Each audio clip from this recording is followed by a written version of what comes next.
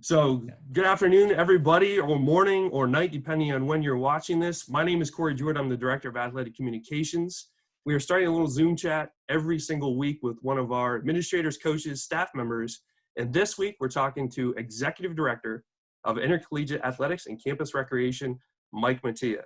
Mike, thanks a lot for joining us. Of course, you're in your second year here at Gettysburg, following a long tenure at Johns Hopkins. You're a Georgetown grad, bringing all that to the resume, but I don't know if anything on your resume could have prepared you for what's transpired in really the last 3 weeks at Gettysburg College.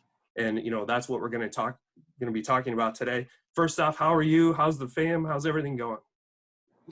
Well, Corey, thanks for having me. I appreciate you getting together with me and going to be able to have this venue to talk to our fans so they know that we're still existing, even though that we're not in sports, which is one of the worst things in the world. I never fathom a world without sports. It's quite depressing, and there's a piece of my heart that's missing and is breaking, not only for our athletes, but just in general, and just for our whole world for that matter. Personally, family's doing fine. We're coping just like everybody else. I have, for those of you who don't know, I have a 7-year-old daughter, and we're doing homeschooling, and she's doing great. And my wife is working from home too, and which she typically does. So having myself and my daughter, bothering her while she's trying to work is a more adjustment for her than I think for my daughter and I. But just like everybody else, we're having a good time, be more family time with each other, and doing the best that we can to cope with everything that's going on. Of course, I have a 6-year-old and an 8-year-old, so I completely relate. The days have been filled with a lot of different activities. They set up a volcano today that blew up, and my wife is a teacher, so she's handling a lot of the educational stuff. I view myself as more of like the gym teacher and social studies guy for the time being, but they don't really want anything to do with me right now. So I'm here with you. So, what I really wanted to do was kind of talk people through the process that went on the last 3 weeks. Our teams went off for spring break. Everything was looking great. And then all of a sudden the news started to hit, and we had to make decisions along the lines. You were in a lot of meetings that week, of course, that week of spring break, starting March 8th with our teams on the road. There were a lot of meetings at higher levels above us with the presidents and vice presidents as well. Can you kind of take us through some of the decision making that was going on behind the scenes that maybe the general student population and our parents and alums maybe weren't aware of? Sure. Yeah. This actually started that weekend before the 8th, or maybe it was that weekend at the time. It's just, I can't, it's been right around the corner, but it feels like a month for all the things that have happened in the last two plus weeks. But it all started with when that Johns Hopkins men's basketball game, when they decided not to have fans at that first and second round of the men's NCAA tournament. And it was a big deal because that went national, right? That hit, not only did it hit the ESPNs of the world, but then that hit all the major newspapers and all the major news outlets and major networks. That was kind of the first foray into, wow, there's something a little more here than just with a common cold or a flu bug or whatever it is, that people were thinking that this wasn't that serious. And even then, people still thought, well, maybe they're overreacting a little bit, with the information we know now that it was probably one of the smartest decisions they could have. Now, I traveled that weekend with our women's basketball team because they were in the first round of the women's NCAA tournament down in Arlington, Virginia, when we played down there at Marymount University in Arlington. So I traveled down there. I actually took my family with me because it was so close, and we went down to the game, and it was a packed gym. But there was a lot of talk and a lot of discussion of what was happening at Hopkins, and people were streaming the game, and it was while they were in halftime of the women's game, and it was just an interesting, eerie feeling watching that, and you just knew something was up. Now, that following Tuesday, I hopped on a plane and headed down to South Carolina, where our softball team and our men's golf team were doing their spring break trip. And I was only there for about 12 total hours. I got down there on Tuesday late afternoon. I had dinner with the softball team and their families, and that was all the talk about what are we going to do, because by that point, they had the Hopkins thing over the weekend, and then a lot of the other schools that were supposed to host the next rounds were talking about they're not doing with fans. And then you had the Ivy League and the NESCAC saying they were coming in and canceling classes and they were going to start doing distance learning. And the huge question was, what are we going to do? And at the time, so when I left on Tuesday, the Centennial Conference presidents were supposed to meet that Friday to determine what the next steps were going to be as a conference. Well, as this thing started progressing and you started seeing it nationally really taking shape and full steam ahead, I made the decision that probably not the best idea to stay down in South Carolina. I hopped on a plane the next morning, actually it was the next night, and flew back. And I got back to Gettysburg around midnight on that Thursday. And that first thing that next morning, that Thursday morning, was when the Centennial presidents got together. And as I was waiting for that decision to come back, that was when you heard about the NBA player attracting the virus and the NBA canceling their season. And then that morning is when all the major Power 5 conferences started canceling their basketball championships. And I'm, at that point, I'm thinking, well, this isn't good. This is going to be a bad decision coming out of the presidents, but probably the right decision based off of all the information that we were getting. And then we got that information from the Centennial presidents that we were at the time suspending play until the beginning of April, which was heart-wrenching decision. But again, at the time, it was those that are on their spring break trips can continue. Again, there was only 2 or 3 days left in their spring break trips, and then they would have to come home. At the time, the decision was made that Gettysburg was extending spring break for a week so we could figure out more what was going on and the potential of the distance learning. But then you just saw then all the other major sports franchises and leagues started canceling their seasons. That's when it became evident that the NCAA was canceling all their championships. And, we had a few of our swimmers who were supposed to head down to the swim championships. And, it was, the decision initially from the college was, they can still go if they felt like it, as long as the championship was being held. But once all the cancellations started happening, you knew that it was going to be over, and everybody was going to be going down the path of doing the cancellations. So once I got the information from the coaches, from the conference, I had to call all of our spring coaches and let them know. I know that was heart-wrenching to do. I know our coaches, it was one of probably the toughest things they've ever had to do, is to let their teams know that they were suspended at the time. And, I think everybody got the inkling, there was still some hope that we might be able to get back in a few weeks and start things up. But as the news kept coming out about how bad this was and how it started spreading more and more in our country, and, it was a California thing, it was a Washington thing, it was a little bit of a New York thing. But then every state, more and more started popping up, and realized that this was heading down a path that was tough. And the whole time in all of these meetings I've been in with the college, with the conference, it was what's best for the health and safety of our institutions, of all the people in it, and all the student athletes. As this thing started going, so on that Friday, I called up and just made some confirmations with our president, who tried to get the confirmation from other Centennial schools to just say, you know what, let's bring the rest of the spring break teams home. There was so much going on, and there was so much information happening so quickly. You would make a decision on information you thought you knew.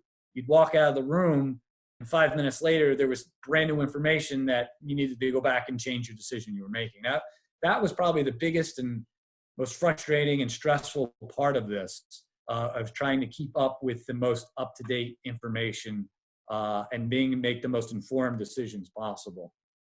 So then, I brought spring break team. So we had softball and baseball had one more day. Unfortunately, I had to bring them back. I just thought it would be the best decision because then that's when the college was getting into, they wanted people off campus as quickly as possible. And then the announcement came out that we were going to distance learning.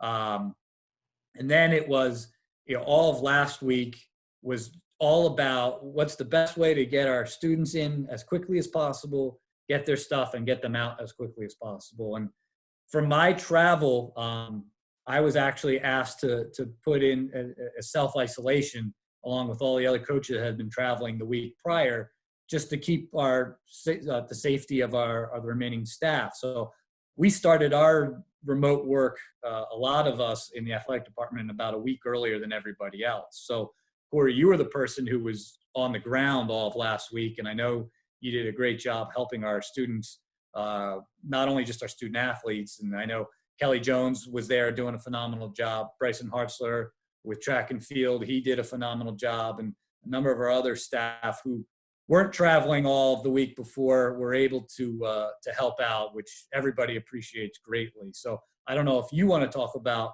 what your experience was on the ground during all of last week. Yeah, it was pretty surreal. You had 5 people in that huge athletic complex between myself, Kelly Jones, Cindy Wright, Bryson, and some of the football coaches were in on the early end of that. And then we were all kind of helping out with the check-in process and the boxes too. But that actually is a great segue, because I wanted to point out that, it wasn't just the president's office. It wasn't just like campus life. It wasn't just dining services. All of these organizations were all working together on campus at the same time. And for the decisions to be made in the timely fashion that they were is quite amazing when you consider the number of people that were involved and how it had to move through the chain. So from our perspective, the messages were flooding in from President Giuliano was sending out consistent updates, and Julie Ramsey was sending out updates. The provost, Chris Zappi, about the faculty and everything that was going on there. And then John Allen and everything he was doing with campus life too. And, Cindy, Kelly was helping out with the student athletes and getting them all checked out. And then Cindy and I went out, and Bryson, Mark Metrick, we all went out, packed boxes, and helped students move across campus, because they had to get these students that were living on campus, many international, some that had health issues that they needed to be moved into different areas of campus. So security could, keep them contained, keep them isolated and everything, get them into clean rooms as well. But we had to move all these people across campus, almost 100 people in the span of just a few days, while other kids were coming back to campus. And then, of course, it hit that they closed campus, I believe, on Thursday. So then we're just packing boxes for the people that needed their academic stuff for this week, that they started online learning on Monday this week. So, it was pretty surreal. It was pretty interesting, because there were some students that just simply didn't care, and they weren't moving very fast, but there were others that were very well prepared, and we got the situation taken. But props to Campus Life through all this too. And they processed through thousands of requests from students during the course of the week too. So that was really an amazing experience to be part of. And you saw people from development, all security, the president's office. They were coming from everywhere to help out with the boxes. Those that weren't self-quarantined, that could come back on campus too. So it was definitely interesting. And we got to give a shout out to the spring teams too. You mentioned softball and baseball were playing. They ended with big wins. Baseball blew out Marymount for the second time this season. That was awesome to see. Softball picked up a couple of wins on their last day. The lacrosse teams both won. The men beating WNL 12-11 on a last-minute goal, and the women winning in overtime at number 7 Salisbury on a Courtney Patterson goal. And then women's tennis winning too. The golf teams did really well. So you almost have to give props to the student athletes too, because at the time that those games happened, they knew that something was going to happen. They knew that their schedules were in jeopardy at that time too. So as it stands now, obviously we're home. That's the current state of things. We just had an athletic staff meeting earlier today on Zoom, utilizing that platform the best we can. And we know that the coaches are utilizing the platform as well, and keeping in contact with their student athletes too. So from your perspective, what are some things that you've heard from the coaches and other administrators on campus on how they're staying connected and still, proceeding with business as normal, we'll call it. Yeah, and normal is kind of the tough word right now, and I've been using just kind of getting into a little bit of a rhythm. I think the last week and the week prior, there was zero rhythm. Information was coming as quickly as possible. You mentioned, we had the plans set out. We were going to distance learning. We had a week for the students to come in and get their stuff. The next thing you know, the governor of Pennsylvania just shuts the whole state down, and everybody's got to be working from home.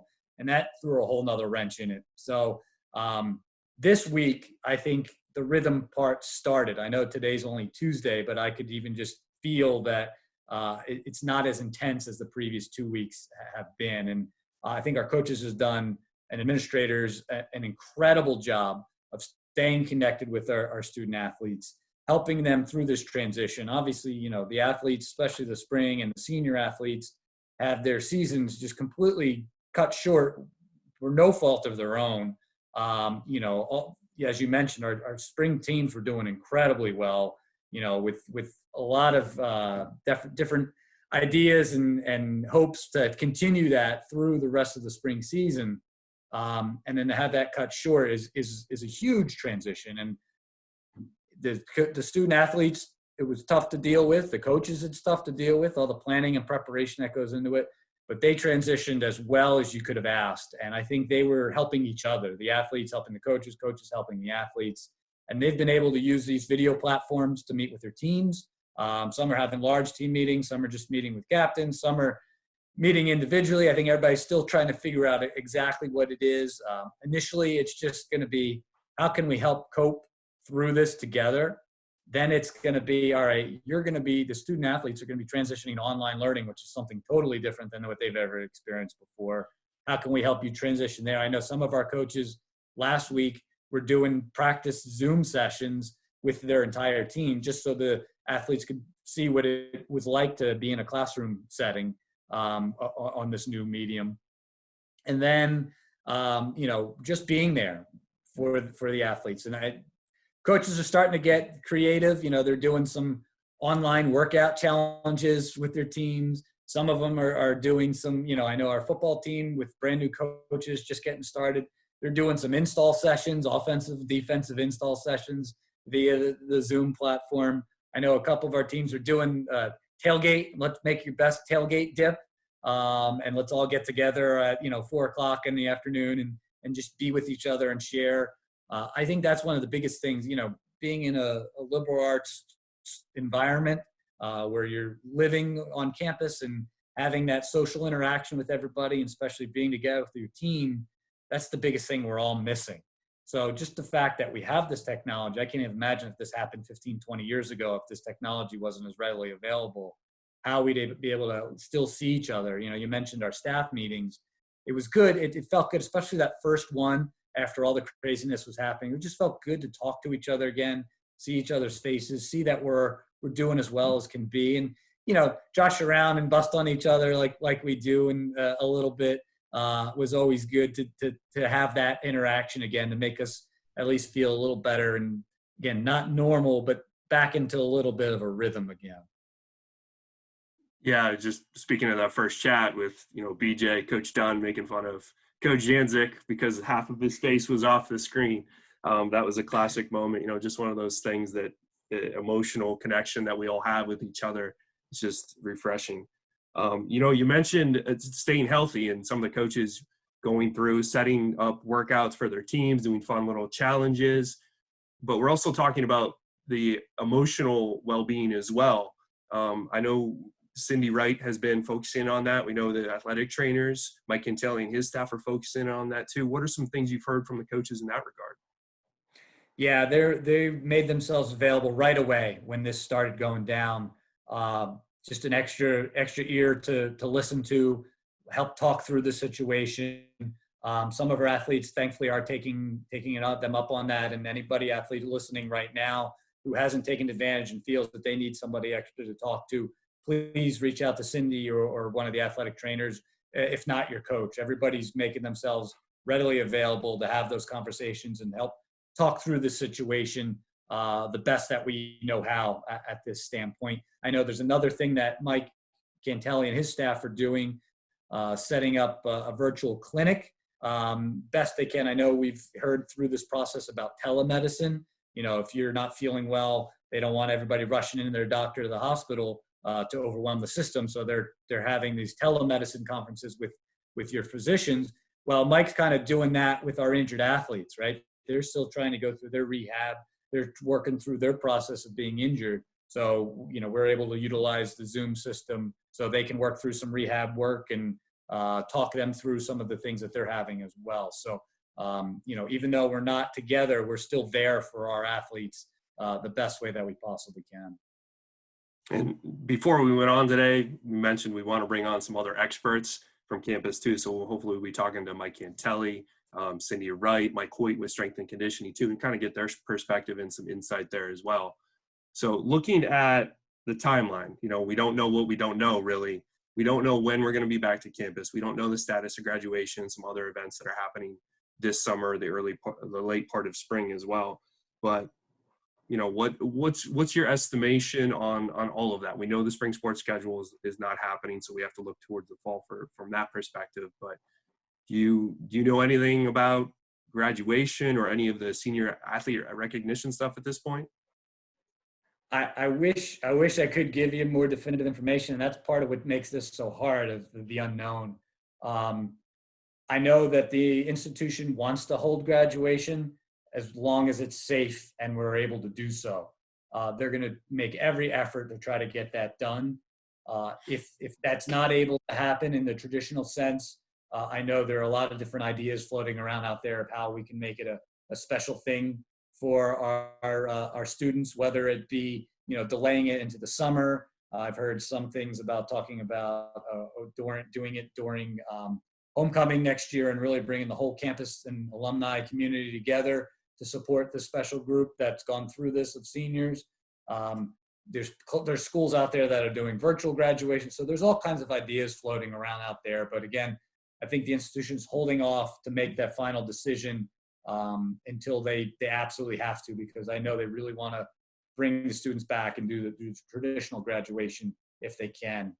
In terms of back on campus, I think, again, that's going to be determined a lot by what goes on with the state, what our governor tells us that we need to do, how this situation unfolds over the next week or two. I know just my own with our daughters, I'm sure you've seen, your wife is a teacher, the governor pushed back when schools will be out a couple more days than when they originally said into April. So again, I'm not making any decisions for the institution right now, but my estimation is we've been asked to stay out of our offices until at least the beginning of April as well. So whether or not that extends, we'll have a better idea maybe early next week. But, you know, obviously we all want to get back as soon as we possibly can, but we want to be as healthy as we can be for the greater community as well. And that was part of the decision-making, a large part of the decision-making of why we went to this online learning and to get the people off campus and get our staff away from campus, is because of the community we live in. You know, we don't want to overwhelm our medical system here. And that's going to be a large deciding factor of how Adams County is handling all of this, how many cases we have, and what our capabilities are there. Yeah, the governor's completely shut down a couple counties already, Allegheny County, Montgomery County, and a few others.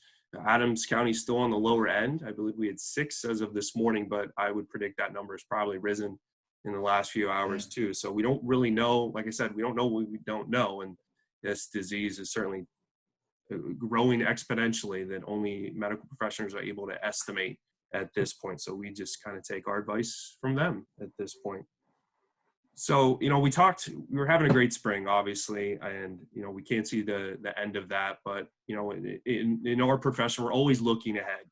So, you know, from your chair in your house now, because you're not in your office, obviously, what do you see for Bullets Athletics forging ahead into the future, looking at 2021 and ahead? I mean, you've just started your tenure here as the AD.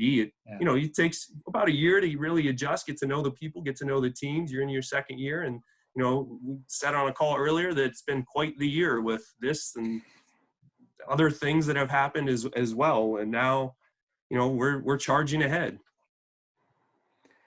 Yeah, as you mentioned earlier, none of my experience I've had up to this point could have prepared me for this. I don't think anybody could. And that's, you know, I know the people in our leadership positions and even throughout the world and the country, they're doing the best they can with the information they have in a situation that there is no playbook for. And that's why I really commend our coaches for doing such a phenomenal job in helping their student athletes through this.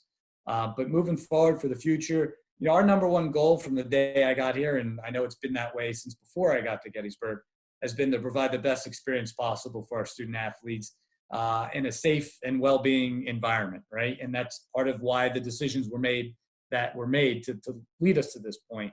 That's going to continue for as long as I'm the athletic director, which I'm hoping is a very long time at Gettysburg. That is always going to continue there.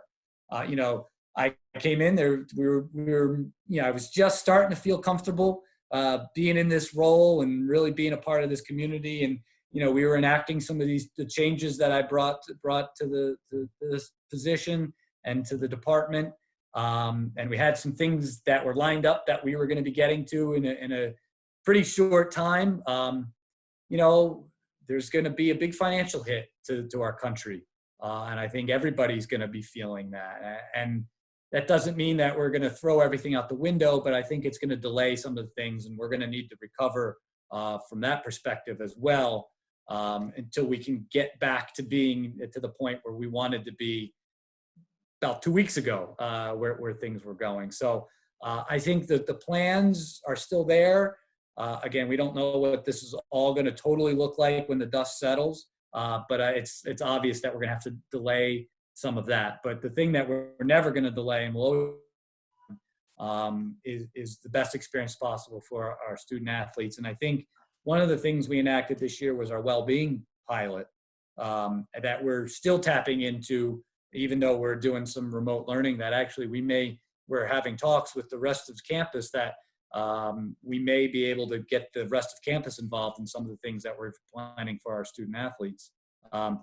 We're learning a lot just in the last 2 weeks about what we can add to the well-being program moving forward next year and beyond as well. So that's one thing that we won't pause on and that we're going to continue to go forward with. So, you know, you always learn from the things that you're going through, and we're learning a lot through this process as well. And we're going to try to take all the positives out of that and move forward with them as well. And again, provide the best experience possible. And I think not only from my perspective, our coaches' perspectives, but I'm hoping our student athletes, they come back and have a little bit more fun doing what we were doing than we probably were doing before. You know, you get caught up in the moment and the stress and the pressure. I think what we've learned from this is, you know, what we do is pretty cool as a profession. We get to help out our student athletes, educate them, be mentors to them, and provide them the opportunity to play sports, which is, you know, is a huge part of our country and our culture. And I think it showed, you know, as I mentioned, and the NBA and Rudy Gobert having that basically let everybody know, well, this is more than what we originally thought it would be. So sports played a big part in educating everybody how serious this is. And I think just like on all other types of big disasters that happen in our country, sports is going to play a big part of bringing everybody back together when we're allowed to do that as well. So I want us to take that lead and help bring our campus back. And I'm hoping that we can, you know, get back together in the fall and start back to the way we normally are and bring the campus community together to celebrate our student athletes and come together and celebrate just being part of the Gettysburg community. Yeah, definitely. And, you know, jumping on that too, I mean, when Tom Hanks and Rita Wilson got diagnosed with it too, is there a more famous piece of sports equipment than Wilson the volleyball? I mean, that just brought it home for me as well. Yeah. But yeah, it was a big wake-up call in the middle of the week. And of course, we've learned more and more about people that were exposed in the NBA and other professional sports, other collegiate sports as well. We're hearing more recent news about that across the nation as well. So it's very real, and we're dealing with it as best we can. But, you know, we will forge ahead, and Bullets Athletics will be as exciting next year. I did want to mention too, I know we've been talking about this, trying to recognize our senior student athletes. You know, they had great careers, all 108 or 9 of them this year. They were destined for greatness, many of them.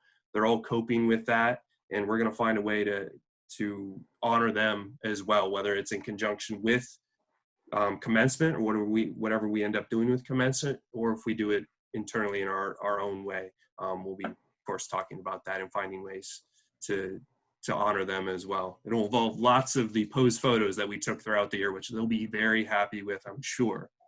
So Mike, anything else to add for the good of the order before I let you go here? This is what, your 5th Zoom meeting of the day?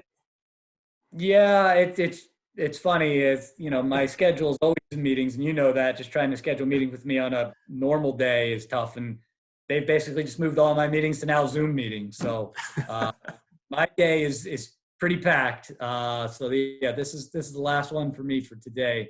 But just in closing, thank you for having me. I really appreciate that. Hopefully we were able to give a little insight to the broader community as to, you know, how difficult these decisions were, especially with the inconsistent information and the quickly changing information we had as it was coming in, and how it was always based off of what was the best interest in the health and safety of everybody involved. And that's my last statement to you is, you know, this social isolation, social distancing, let's take this for what it needs to be.